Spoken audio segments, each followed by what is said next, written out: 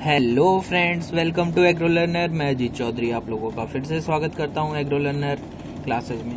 जैसा कि हम बात कर रहे थे, जो बहुत सारे एग्रीकल्चर एग्जाम्स के इम्पोर्टेंट क्वेश्चंस थे, सबसे पहले तो हम बात करते हैं जो आज प्री पीजी का एग्जाम है। उन सारे स्टूडेंट्स को all the best for your exams.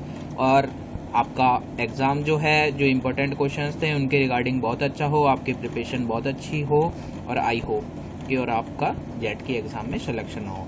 अब हम जो है नेक्स्ट जो 10th क्लास लेकर हम आ रहे थे एग्रो लर्नर क्लासेस के अकॉर्डिंग, तो उस क्लासेस में हम आप लोगों से बात करते हैं वही इंपॉर्टेंट क्वेश्चंस, और 10 इंपॉर्टेंट क्वेश्चंस ही हम आप लोगों के लिए लेकर आए हैं।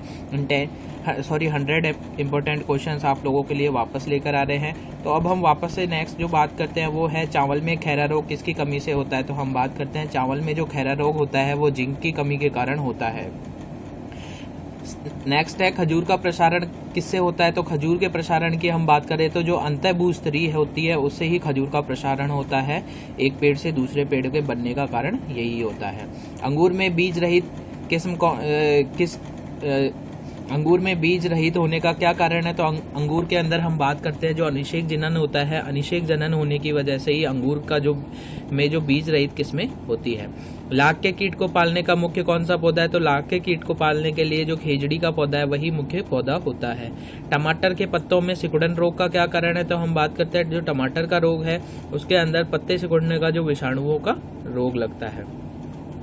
प्रति क्विंटल लागत गणना को हम क्या कहते हैं। उत्पादन की जो ही लागत होती है वही प्रति क्विंटल लागत की गणना होती है। गाय के प्रसव उपरांत प्रथम दूध क्या कहा जाता है। तो हम गाय का जो प्रसव दूध होता है उसे हम कोलेस्ट्रम कहते हैं। थन में सूजन क्या कहलाती है। तो थन में सूजन की हम बात करें तो मेस्टाइटिस जो है दूध जो थन होते हैं उनमें सूजन कहलाती है। ग्रास टिटेनी रोग का क्या कारण है। तो ग्रास टिटेनी रोग का जो कारण है वो है मैग्नीशियम की कमी का कारण है। मूंगफली की खली फसूदन हेतु एक उत्तम स्रोत कौन सा है। मूंगफली की खली की अगर हम बात करते हैं तो उसमें बहुत ज्यादा प्रचुर मात्रा में प्रोटीन पाया जाता है। अजोला क्या होता है। तो अजोले की हम बात करते हैं तो वो एक शैवाल होता है। अंतःस्रावी ग्रंथियां क्या पैदा करती है। तो अंतःस्रावी ग्रंथियां है जो हार्मोन्स उत्पन्न करने का कार्य करती है। स्कर्वी रोग किससे संबंधित होता है। तो स्कर्वी रोग जो है वो विटामिन सी से संबंधित होता है। बछड़े बछड़ियों के सींग को हटाने के लिए क्या प्रयोग किया जाता है। तो बछड़े बछड़ियों का जो सींग को हटाने के लिए हम कास्टिक सोडे का उपयोग करते हैं। राष्ट्रीय दुग्ध उत्पादन विकास बोर्ड कहाँ स्थित है। तो हम बात करते हैं राष्ट्रीय दुग्ध उत्पादन विकास बोर्ड की हम बात करते हैं तो वो गुजरात में स्थित है। ब्लैक क्वार्टर किस पशु की बीमारी है। तो जो ब्लैक क्वार्टर की हम बात करते हैं वो गाय की बीमारी है। सरला किस पशु की बीमारी है। तो हम सरला की बात करते हैं तो वो ऊंट की बीमारी है। पशुओं में टिंचरों के प्रकोप की रोकथाम के लिए किसका प्रयोग करते हैं। तो जो टिंचर होते हैं पशुओं में उनको रोकथाम के लिए हम मेलाथियोन का उपयोग करते हैं। किसकी कमी से पशुओं में प्रजनन से संबंधित बीमारियां होती हैं। जो विटामिन ई की कमी जो होती है उसके कारण ही पशुओं में प्रजनन से संबंधित बीमारियां होती है। सिरोही किस पशु की नस्ल है। सिरोही की हम बात करते हैं तो ऊंट की नस्ल है। ज्वार के पौधे की वृद्धि के लिए कितना तापमान उपयुक्त होना चाहिए। तो 20 से 25 डिग्री सेल्सियस जो है ज्वार के पौधे की वृद्धि के लिए उपयुक्त तापमान माना जाता है। चने में खरपतवार नियंत्रण के लिए सबसे उपयुक्त रसायन फ्लूक्लोराक्लीन जो है उसका कितना उपयोग करना चाहिए। तो 0.75 kg पर हेक्टेयर उसका उपयोग करना चाहिए। राजस्थान मृदा एवं जल संरक्षण अधिनियम कब बनाया गया था। तो हम बात करते हैं 1964 में जो राजस्थान मृदा एवं जल संरक्षण अधिनियम बनाया गया था। न्यूट्रल राइस किस विटामिन में धनी होता है। तो हम न्यूट्रल राइस की बात करते हैं तो विटामिन ए का धनी पाया जाता है। फास्फोरस की उपलब्धता किस पीएच पर अधिक होती है। तो हम बात करते हैं जो न्यूट्रल होता है उस पे फास्फोरस की मतलब जो पीएच मान जो न्यूट्रल होता है 7 उस पर ही क्या होती है पीएच फास्फोरस की अधिक उपलब्धता पाई जाती है। विश्व में सबसे पहले खरपतवार नाशी कौन सा था। तो हम बात करते हैं 2,4-D है जो विश्व का पहला खरपतवार नाशी था। भारत सरकार द्वारा राष्ट्रीय उद्यानिकी मिशन का प्रारंभ कब किया गया। तो हम बात करते हैं 2005 और 2006 में राष्ट्रीय उद्यानिकी मिशन का आरंभ किया गया।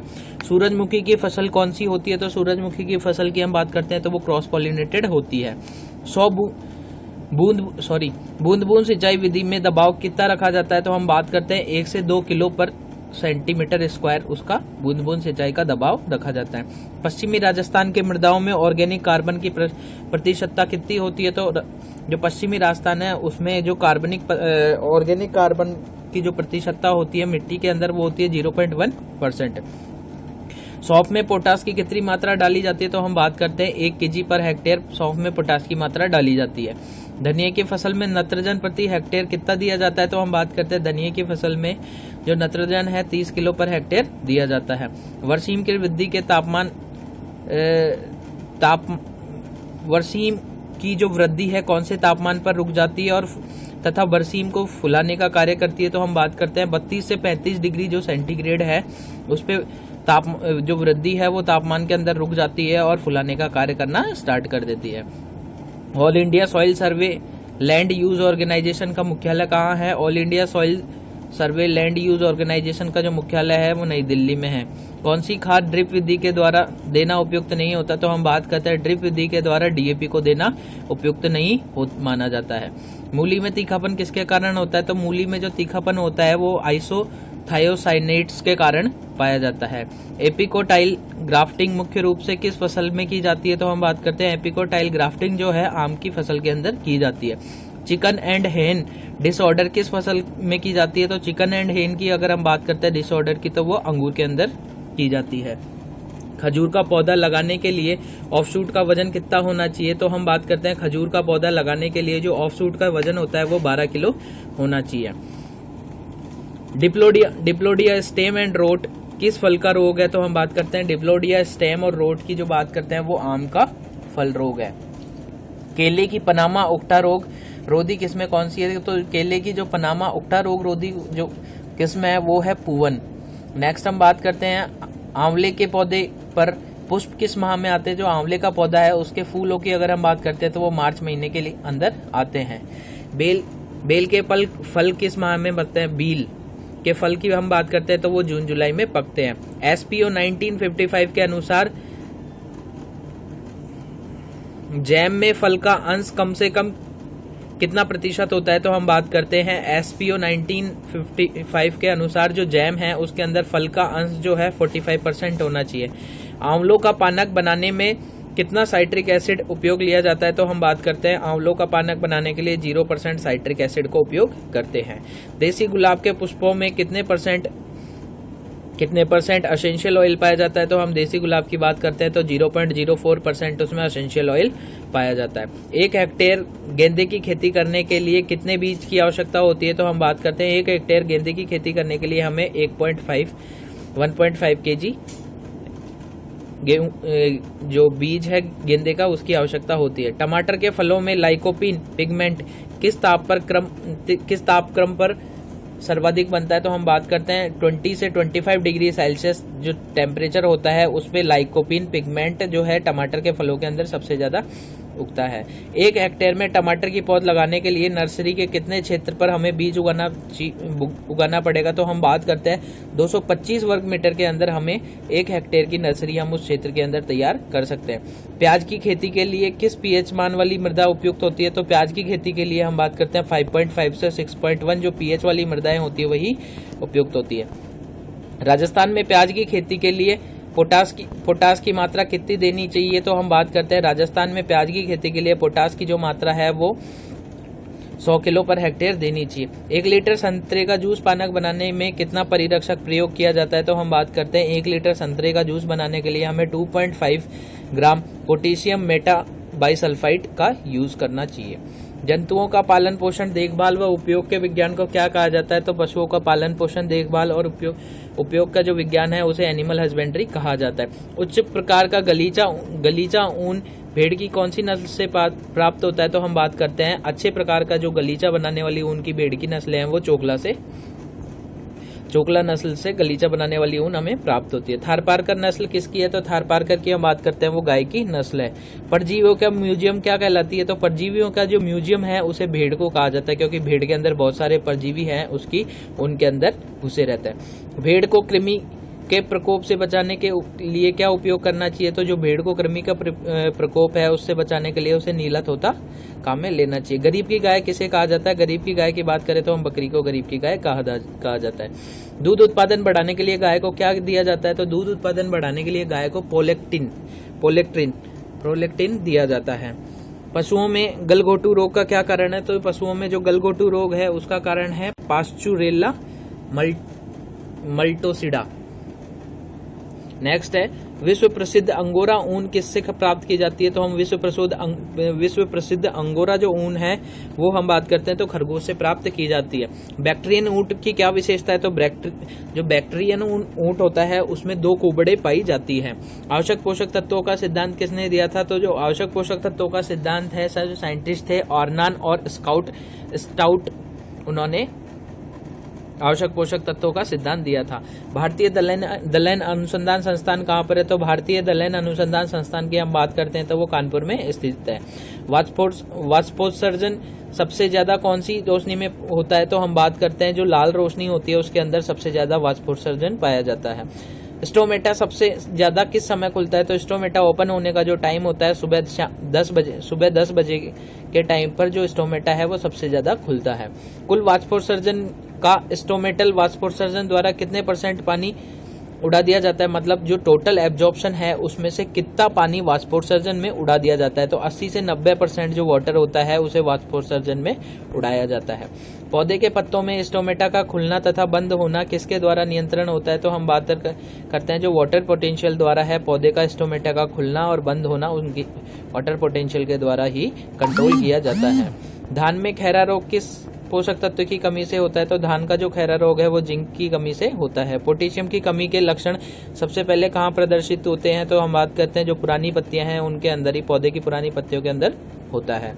मृदा वर्गीकरण में कितने मृदा ऑर्डर होते हैं? तो मृदा वर्गीकरण की हम बात करते हैं तो मृदा के अंदर टोटल 12 ऑर्डर होते हैं। मृदा में नमी को मापने का यंत्र कौन सा है? तो मृदा में जो नमी हम मापते हैं उसका जो यंत्र है वो है टेंशियोमीटर। सिंगल सुपर फास्फेट में कितना प्रतिशत P2O5 होता है? तो हम बात करते हैं ट्रिपल सुपर फास्फेट में जो है 40% P2O5 पाया जाता है। राष्ट्रीय खरपतवार अनुसंधान केंद्र कहाँ पर स्थित है? तो राष्ट्रीय खरपतवार अनुसंधान केंद्र की हम बात करते हैं वो जबलपुर में स्थित है। अरहर को आम भाषा में किस नाम से जाना जाता है? तो अरहर की हम बात करते हैं उसे लाल चना नाम से जाना जाता है। एक फसल चक्र में फसल सघनता कितनी होती है? तो एक फसल चक्र में हम बात करते हैं फसल सघनता जो है 100% होती है। भारतीय मृदा विज्ञान संस्थान कहाँ पर है? तो भारतीय जो मृदा विज्ञान के संस्थान है जो भोपाल में स्थित है। क्षेत्रफल के हिसाब से भारत की सबसे महत्वपूर्ण फसल कौन सी है? तो हम बात करते हैं क्षेत्रफल के हिसाब से जो है धान है। किसान सेवा केंद्र के अंतर आत्मा कहाँ पर कार्य करती है? जो आत्मा है वो किसान सेवा केंद्र के अकॉर्डिंग वो ब्लॉक स्तर पर काम करती है। HCN का टॉक्सिसिटी का किससे संबंध है? तो हम बात करते हैं HCN की जो टॉक्सिसिटी होती है उसका संबंध है ज्वार से। प्रथम कृषि विज्ञान केंद्र कहाँ पर स्थित किया गया? तो हम बात करते हैं प्रथम कृषि विज्ञान केंद्र जो है पौंडीचेरी में विकसित किया गया। भारत में प्रसार शिक्षा के पिता के नाम से किसे जाना जाता है? जो DT चिदम्बरम है उन्हें प्रसार शिक्षा के पिता के नाम से जाना जाता है। जनरल इंश्योरेंस कंपनी किस साल में बनी? तो हम बात करते हैं जनरल इंश्योरेंस कंपनी है जो 1973 में बनी। क्रेब चक्र को किस नाम से जाना जाता है? क्रेब चक्र की हम बात करते हैं तो TCA साइकस नाम से उसे जाना जाता है। पौधे की कोशिका में प्रोटीन कहाँ बनता है? तो पौधे की कोशिका के अगर हम बात करते हैं तो प्रोटीन जो है राइबोसोम में बनता है। पानी उपयोग क्षमता कौन से पौधे में सबसे ज्यादा होती है? जो CAM पौधे होते हैं उनमें पानी उपयोग जो क्षमता होती है वो सबसे ज्यादा होती है। कौन सा हल सबसे ज्यादा नमी संचित करता है? तो हम बात करते हैं जो चीजल हल है वो सबसे ज्यादा नमी संचित करता है। ट्रैक्टर का आविष्कार किसने किया था? तो जो ट्रैक्टर है उसका आविष्कार किया था फ्रोलिस ने। डिस्क हल के डिस्क कोण कितने डिग्री का होता है? तो हम बात करते हैं 40 से 45 डिग्री का जो डिस्क हल है उसका डिस्क कोण होता है। किस गैस की ग्लोबल वार्मिंग क्षमता ज्यादा होती है? तो हम बात करते हैं H2O की जो है ग्लोबल वार्मिंग क्षमता ज्यादा होती है। किस फलदार पौधे को मिलीबग सबसे ज्यादा हानि पहुंचाती है? तो हम बात करते हैं आम है उसे ही सबसे ज्यादा मिलीबग हानि पहुंचाती है। 92 kg नत्रजन में यूरिया कितनी मात्रा में लगेगी? तो हम बात करते हैं 92 अगर हमें नत्रजन देना है तो उसमें 200 किलो यूरिया हमें देनी पड़ेगी। गेहूं के पश्चात किस खरपतवार का उपयोग गेहूं बोने के पश्चात ये 93 क्वेश्चन में थोड़ी मिस्टेक हो गई है। गेहूं बोने के पश्चात किस खरपतवार का उपयोग नहीं करना चाहिए? तो ग्लाइफोसेट जो है खरपतवार, उसका उपयोग नहीं करना चाहिए। केले का फूल क्या कहलाता है? स्पेडिक्स जो है गेहूं के फूल को कहा जाता है। कौन सा उर्वरक सबसे जल्दी नमी अवशोषित करने वाला उर्वरक है? तो हम बात करते हैं जो सबसे ज्यादा नमी को करता है वो है यूरिया। किस प्रकार के बीज उपयुक्त वातावरण में उग जाते हैं? तो हम बात करते हैं जो व्यवहार्य बीज हैं वही उपयुक्त वातावरण में उग जाते हैं। क्रीम निकालने हेतु दूध का तापमान कितने डिग्री सेल्सियस रखते हैं? तो हम बात करते हैं दूध निकालने हेतु जो दूध का तापक्रम है वो 40 डिग्री सेल्सियस रखते हैं। साधारणतः घी में से पोनिफिकेशन मान किससे कम नहीं होना चाहिए? तो जो घी का जो पोनिफिकेशन मान है वो 220 से कम नहीं होना चाहिए। गाय के साधारणतया ताजा मीठे दूध का पीएच मान क्या होता है? तो हम बात करते हैं 6.4 से 6.6 जो है गाय का साधारणतया दूध का पीएच मान होना चाहिए। टोंड दूध में क्रमशः प्रतिशत वसा व प्रतिशत एसएनएफ कितना होता है? तो जो टोंड दूध है उसकी हम बात करते हैं तो उसमें जो वसा होती है, फैट होती है, वो 3% होती है और एसएनएफ की हम बात करते हैं तो 8.5 उसका एसएनएफ होना चाहिए। सो क्लास, आप लोगों को ये वीडियो पसंद आई होगी। Please subscribe my channel agro learner agriculture classes and like my videos.